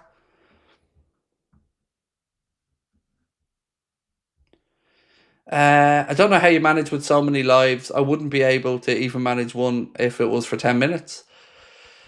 I don't know. I can't say. Yeah, it feels natural to me to do it live. And you make it easy for me. I'm on here chatting with you guys, so it makes it a lot easier for me than if I had to come on here and do 90 minutes without any interaction. It would be damn hard. But yeah, the only time I feel nervous is after I come back from a break. So first stream back after a holiday or something like that, you'd feel a little bit nervous. But I'm very fortunate. Like I have a group of people who support me more than I probably deserve, and yeah, I'm very, very, very lucky to have you guys. You're incredible, and you were so patient with me as well. Because I know I can be an asshole at times. I know I can be short with people. I know I can be blunt, but this is the first place in life that I felt I belong, and I don't get judged by people. I get judged by people who don't know me and see a clip of me, but I think that's understandable. I've judged people from clips as well. Twain said, Craig Bow, big up, straight from Jamaica. Love right back to you, Twain. Thank you, mate. Was in your wonderful country once, but not for too long. It was part of a cruise. It was just there for the day. But yeah, Jamaican people, man, absolute salt of the earth. I had great fun chatting with them. And any Jamaican people I've met in life have been good dudes as well. Palace willing to pay 45 to 50 million from. I don't think that's enough, though. I think these release clause was 70, and like I said, I'd like us to make a move for Ousmane Diomande because I think he's a really good player. Chances of getting Gay in January. So this is a guess because I truly don't know, but I would say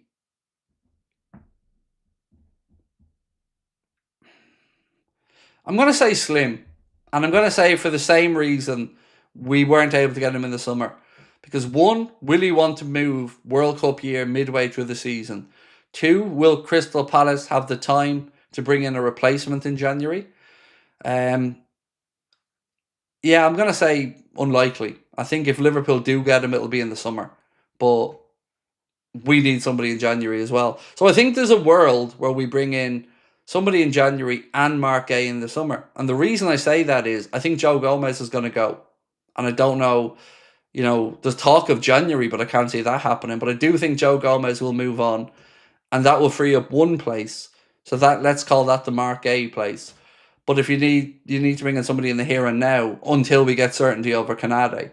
So if Canade said, I'm 100% staying, then I'd understand Liverpool maybe rolling the dice a little bit and not bringing in a January centre-back if they're sure they're getting Mark A at the end of the season. But with Canade's uncertainty, I feel like we've got to go, unless we get that deal done with him before January, we've got to go out and get a player. Saif said, Craig, would you play 4-4-2 again? And if so, which four would you play in the middle? So 100% I would. And I would go with exactly the same four that the manager went with. Gakpo left, Wirtz right, and Jones and Szoboszlai in the middle. What happens when Gravenberch comes back will be an interesting one. But for this game, I would go same again. Same midfield four. L Stew 86 said, Craig and chat, where will we finish in the league? Honest predictions.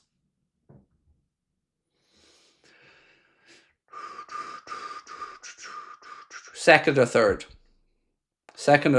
is my guess. I think City are going to be there or thereabouts. They're certainly putting together some decent results. Arsenal, I would say, are the favourites right now, and I say that for a few reasons. Their defensive solidity is definitely one. It's not out of the realms of possibility we win the league. I'm not writing off our chances, but you asked for an honest answer, and I feel second or third is probably my honest answer. At the start of the season, I would have said first, but turning a 5-point lead into a 4-point deficit over the course of a month, it's a long way back. So we've got to earn the right to be there. But yeah, second or third is probably where my head's at now. Billy said, Craig, do you think Liverpool can't afford to miss out on signing a centre-back in January? Surely they know we need to sign a centre-back. We have to. Like, one more injury and we're up shit creek. Like, let's say Canade or Virgil picked up an injury that kept him out for 2 months. We're screwed. Then you've got two centre-backs that are going to have to play twice a week, and then you're going to be leaning on either a midfielder like Gravenberch to play at centre-back, or Endo, or one of the youngsters coming through. It would be madness to me if we didn't bring in a centre-back in January. But let's wait and see. I don't know what's going to happen. Coldman said, I don't think we'll win the league, but I have high hopes for the Champions League, like PSG came good on time. That's what I'm kind of hoping for as well. If we can figure it out by February, with every chance. Champions League's a knockout competition at that point, and over 2 legs, I think we're good enough to take on anybody. So if we do peak at the right time, if we keep players fit, and of course if we have a little bit of luck, yeah, I really do think Champions League could be attainable.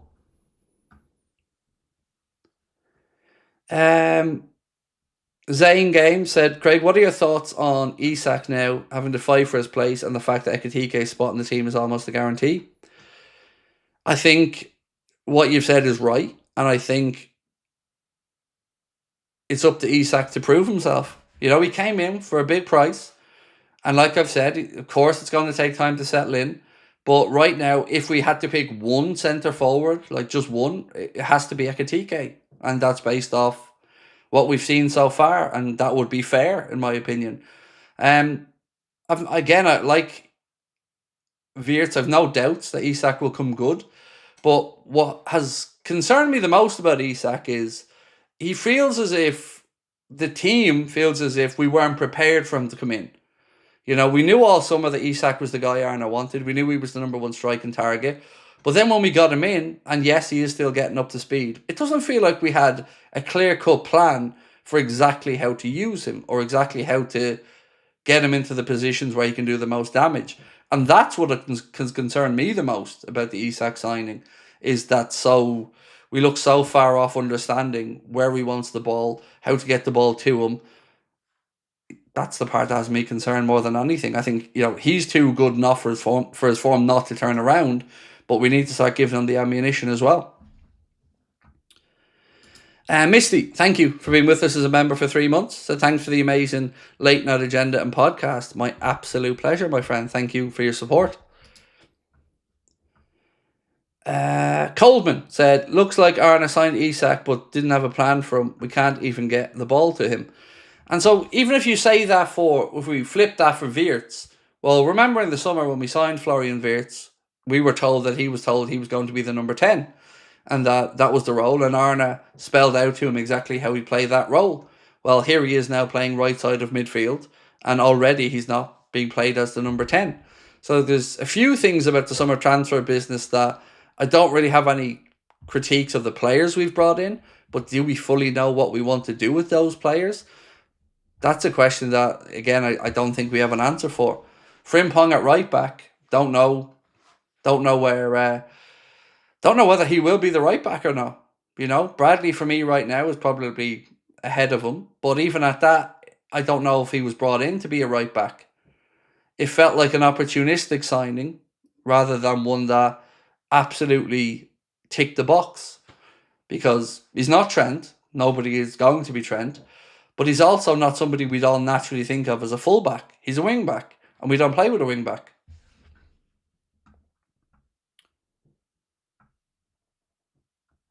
Craig, it was interesting to see how much better Wirtz played starting on the right and drifted inside. Could be a future thing to think about.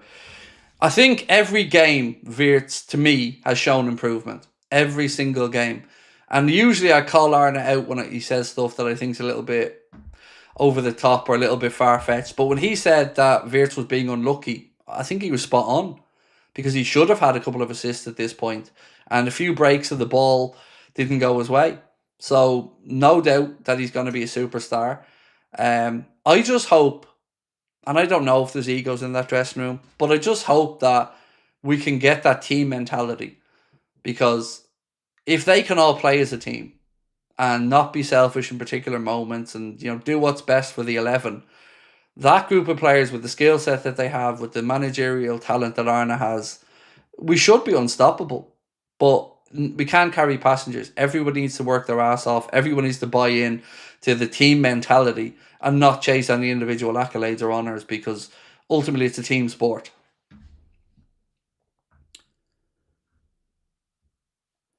Roger said, evening Craig, not self-promoting at all, just wondering if you have any advice for me trying to grow a Liverpool fan page on Instagram/TikTok, a page to share edits and opinions with other fans. So I have no experience of Instagram at all, so I can't really help you on that one. And don't ever worry about self-promotion, mate. You promote away. The only things I will ever say to people is, be honest, be consistent. That's the big thing. It's important that people know when to expect your content. So people know 8:45, well, probably 8:48 for me, because I'm always a few minutes late. They know I'm going to be on streaming. So that's important. Make sure that you are honest in your opinions. Make sure that you don't read too many comments, because I promise you, they get in your head. So I sometimes feel bad for not reading through all the comments on the videos and the streams when they're over, and I try to read through a few. But if you get sucked into the wormhole of, especially if you're insecure like me, that can be a dangerous thing. But yeah, just be consistent, have fun with it, do your own thing. And don't listen to anybody who tells you no, because anybody that's trying to shit on you and tell you no, they've no interest in you succeeding anyway, so fuck them.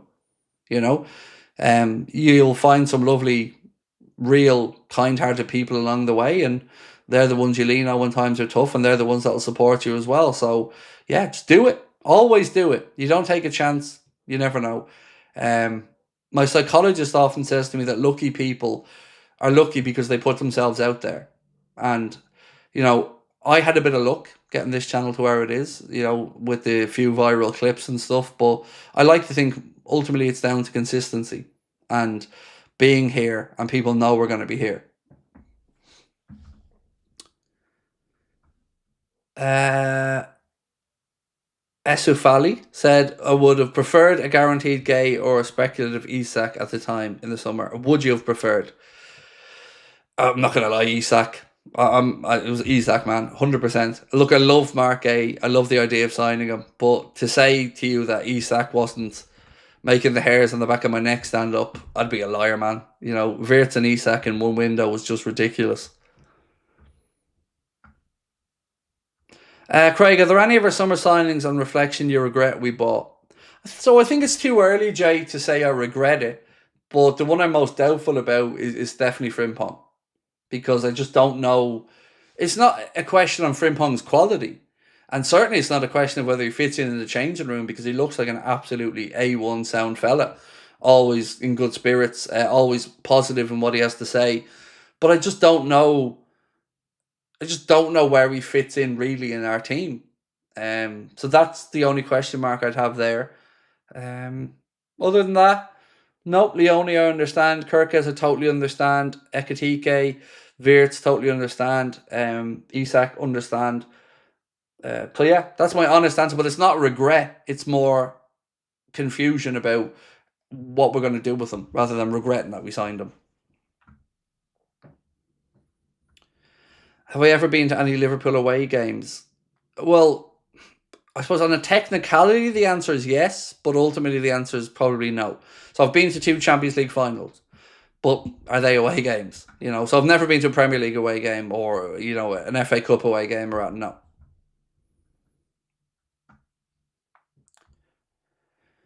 Coleman said, I don't think Frimpong can fit into the team, especially with Mo. He plays too high up and he isn't really a right back.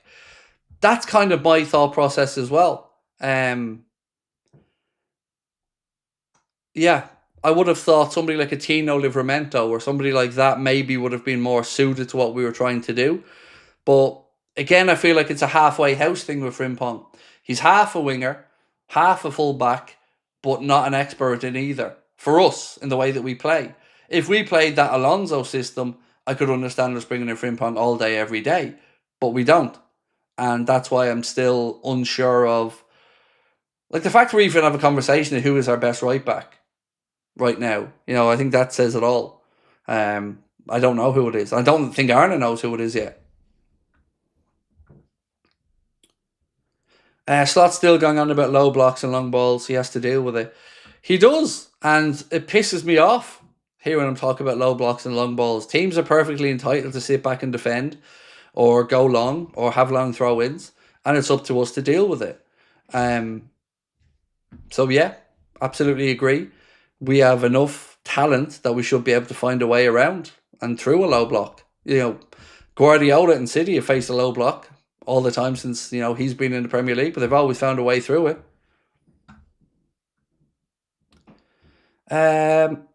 Agent 47 said, I think we have to be realistic. We bought quite a few players and they're going to take time to learn each other's strengths. Hugo's the exception rather than the rule. Next season will be flying. I don't disagree with that, mate. I think that's pretty fair. Yeah, I think you're on the money. And like I said earlier on in the stream, I've no doubts longer term that this will all click together and will be brilliant. But, you know, to be fair, I guess I probably hold my hands up here and say I was a bit dismissive of some of the people who said it's going to take us time, and there might be a lot of change. So yeah, like I said, I was probably a bit dismissive of those viewpoints because they're probably being proved right at the minute. We are in somewhat of a transition.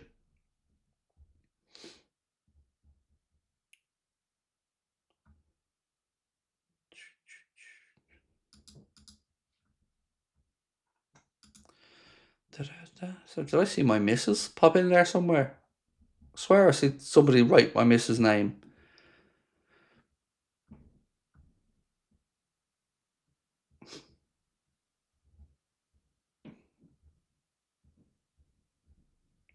Sorry, I'm still looking for my missus' name in the chat so I can block her.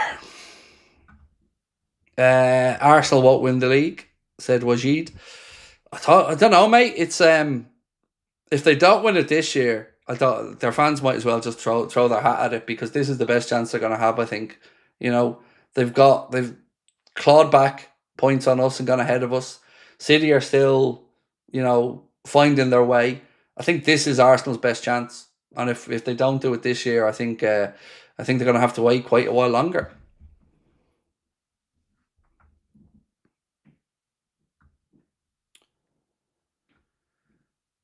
Christina van der Merwe said, Flo and Frimpong bounced off each other so well at Leverkusen. Maybe there was a thought that when we bought them, so maybe the idea was that we could make the tweaks or something. And also, Christina, helping Flo settle was probably another aspect of it.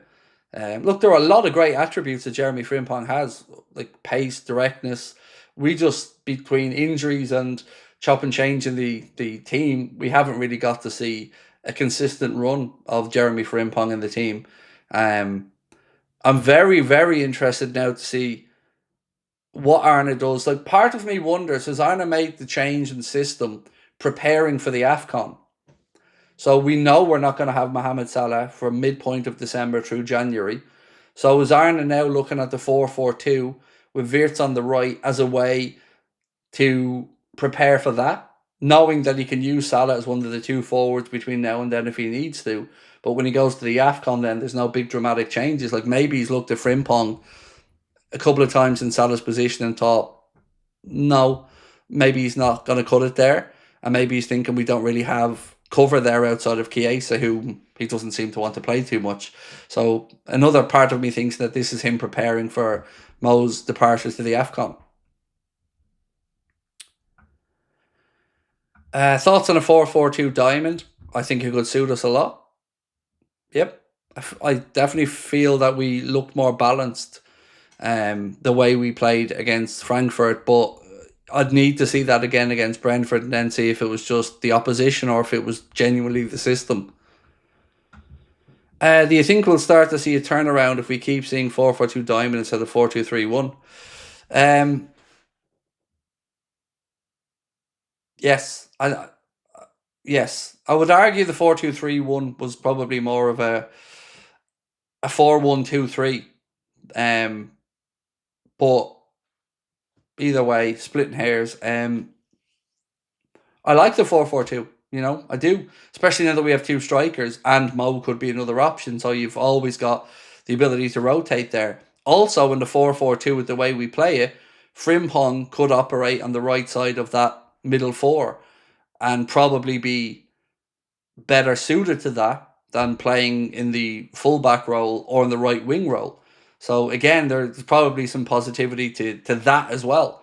If Bradley's in and let's say Wirtz needs a rest, well then you could put Frimpong on the right side of that midfield four.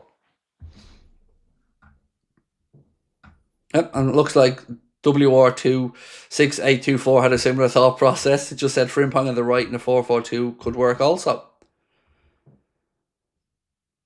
Any chance we see a bit more of Rio? I want to. And I was surprised we didn't see him come on for 10 or 15 minutes against Frankfurt because, the game was well out of sight. And I felt like that was a good opportunity to give him some minutes. Joseph said, have a feeling Mo starts on Saturday, unfortunately, though. I think he starts. I agree with you. I think you'll see Ekitike and Mo. If we play with the 4-4-2, Ekitike and Mo as the two. Yeah. I think, guessing at the team, I'd say Bradley, Konate, Virgil, Robertson, although he could well keep Kirkes, or he could go with Kirkes, but I think Robertson. Then if Gravenberch is unavailable, I think you see the same midfield again, and up top Ekitike and Salah. That's what I guess we'll see on Saturday or tomorrow night. What's your score prediction, Craig, for the Liverpool game tomorrow? Yours is 3-1. I think I went 2-0 in my prediction, but I think we win the game by a couple of goals. Connor reckons it'll be a bit of a mad one. I think he went 4-2 on the podcast earlier, but yeah, I think we win it by a couple. Is this what we call a 4-box-2? So a 4-box-2 is basically exactly what it says. So 4-4-2 or 4-2-2-2. The 4-2-2-2 is a very interesting system as well. But I think as fans sometimes we overthink the formation. A 4-4-2 can be anything. A 4-3-3 can be anything. It can be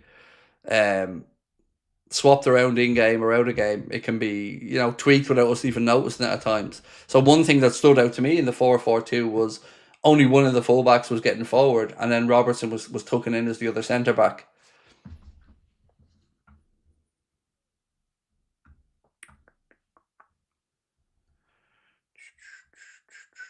I'm confident Liverpool will retain the league title. Nice, Wajid. I hope you're right, sir. I really do, because I'd be over the moon, bro, if we can retain the league title. We got to start keeping some clean sheets as well, though. That's one thing that Arsenal are doing very well. If you're keeping clean sheets, you're not going to be too far away from success. What about Grav? Will he be on the bench? Well, I'm unsure if he's fit or not, Roger. So Gravenberch and Isak, there's kind of a question mark over fitness at the minute. Frimpong is definitely ruled out. Alisson's definitely ruled out. So we don't really know what's up there with Isak and Gravenberch yet. So if there's any doubts about them, I would say just rest them again, and hopefully get them ready then for the next couple of games coming up.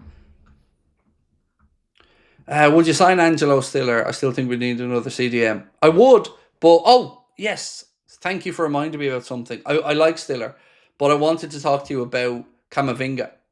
So there's been a little bit of chatter about Camavinga being unhappy at Real Madrid and Liverpool looking at Camavinga as an option. And it got me thinking, if we stick with a 4-4-2, I think, just me, there's a world where you could sell McAllister to Real Madrid and bring in Camavinga without really impacting us in a negative way. And here's what I mean by that. If we play in a 4-4-2, and we've got two central midfielders, one of them is more likely going to be a deeper lying midfielder. So then you've got a 6 and an 8. And if you've got 2 6s, let's say, in the squad, in Gravenberch and Camavinga, and then you've got Jones, Szoboszlai, Wirtz as... And you could probably throw in another young player in there as well. But you've got those three as potential 8s. I think you're more than covered. So the idea of losing McAllister doesn't become as daunting then. And we discussed this on the podcast earlier on, and I've always had a feeling McAllister moves on at some point. So I wonder, is something like that maybe going to happen? Because I don't think we could just add in another CDM and carry all the midfielders that we have at the club. Because if you throw in Endo and all into the mix as well, young trainee only, you start to have way too many midfielders. And we're seeing the pecking order right now, Maka is slipping down a little bit because his form hasn't been great. So I guess I wanted to just ask you guys, would you do that? Let's just say as a swap, just for shits and giggles. Would you swap Camavinga for McAllister? Or do you want a CDM and then keep McAllister as well? Because I just think it's going to be difficult to keep everybody happy in that scenario. And we also asked, will Canate sign a new deal? And 60% of people said no. And 40% said yes. So most people seem to be saying no in the chat. On the podcast, we all pretty much came to the conclusion of yes, we would do that deal. For the reasons that we spelled out. One, I think Maka always feels like he's going to have a spell in Spain at some point. And like I said, my thinking is if you're going to play with one number 6 in the team, it limits the amount of number 8s that we're able to give minutes to. So I would do that deal. Camavinga's contract runs till 2029. So yeah, just off the top of my head, I've got to say I'd be open to it for the reasons that I spelled out. Not because I don't rate Maka, I absolutely love him, and I've bought his signed shirt and I love him. But I just think we have plenty of 8s, and if you add in another 6, I'm really struggling to see where everyone gets the minutes.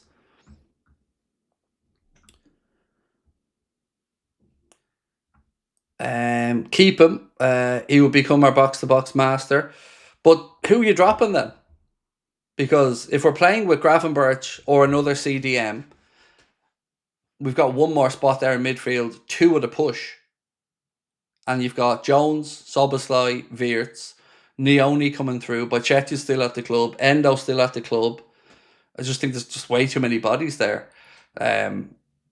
But again, like I said, it was just a conversation we had because we seem to be interested in Camavinga and Madrid have always been interested in McAllister, so it was just something we wondered if it would happen or not. Let me read this out before we finish up. As on Mo Salah frustrations and form /11s, I hope he's never going to take it well because the moment you can take it, you miss the fire. This is Arne Slot speaking about it. If you start to accept that you're not playing anymore and you're fine with it, then you miss the fire needed to play at this level. I think that's very fair from Arne. I understand where he's coming from about that. Speaking about Virgil van Dijk, these are some of the embargo things, by the way, coming out late tonight. So Slot speaking about VVD holding that team meeting, he said, "For me, he's been the most influential captain I've had. Virgil has done what I expected of him. Every single day I can see him as a leader. If we start a session, I can always hear him. I could not have asked for more from him in that role." Which is, pretty cool to hear. He thinks so highly of the captain. So also speaking about Mohamed Salah, he said, "The way he trains and when you do finishing drills, you cannot lose that. The only thing is we have to keep bringing him to those positions and he has to bring himself into those positions. There are a lot of things that can happen when you get older, but if I can select one player who has the ball 12, 13 yards from goal and should score that to save my reputation, I would have Mo in that position. Now he needs to show that he can get into these positions." Interesting from the gaffer. Look, good that he's backing Salah, and we all hope and want Salah to turn his form around. Ladies and gents, I'm going to say, I'm going to say goodnight, sorry. And the podcast will be out in about 6 or 7 minutes, so do keep an eye out for it. It'll be out on Spotify as well as up here on YouTube. Reminder, tomorrow, the game kicks off at 8 p.m, so we'll be live from 6:45. We'll have our match reaction, player ratings video, and everything else we do on a match day. I appreciate you guys coming in tonight and spending some of your Friday night with me. Much love to you and your families as always, and we'll talk soon.